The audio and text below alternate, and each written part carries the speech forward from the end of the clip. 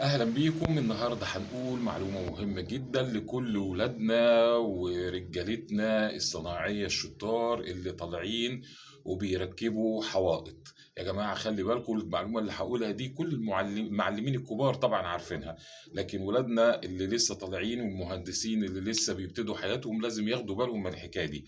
لو أنا هركب حوائط في مكان مقفول، حمام مثلا، لازم أقف الأول على باب الحمام وأبص الزاوية اللي العين هتاخدها، وابتدي أركب من عندها من فوق مش من تحت.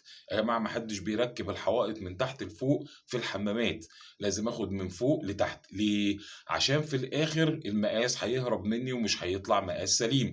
ما ينفعش العين تشوف المقاس اللي مش سليم من فوق، فلازم اقف على الباب واشوف الزاوية اللي العين هتاخدها وانا داخل من الباب، وابتدي اركب من عندها يمين وشمالها، وبعد كده اطلع من فوق لتحت، ولما انزل لتحت يبتدي فرق المقاس يطلع معايا. لو هجلد البانيو يبقى برضو بجلد البانيو من فوق لتحت، عشان ما يبانش للعين الفروق اللي هي بتاعة فرق المقاسات.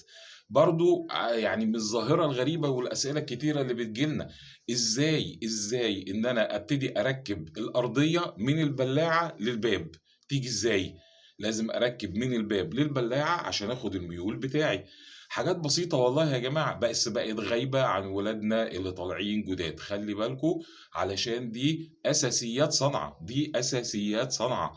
لازم نخلي بالنا، والناس اللي عندها شغل وتركيب لازم يبقى واخد باله. لو الراجل جاي النهاردة لسه مصحيش مزاجه مش مظبوط، ياخد باله ازاي ظبط الشرب بتاعه، ازاي بيبتدي يركب من فين لفين. كل الحاجات دي مهمة. يعني دي نقدر نقول إنها معلومات عامة بسيطة جدا. خلي بالكم منها ووفقكم ربنا وربنا يحفظكم، والسلام عليكم ورحمة الله.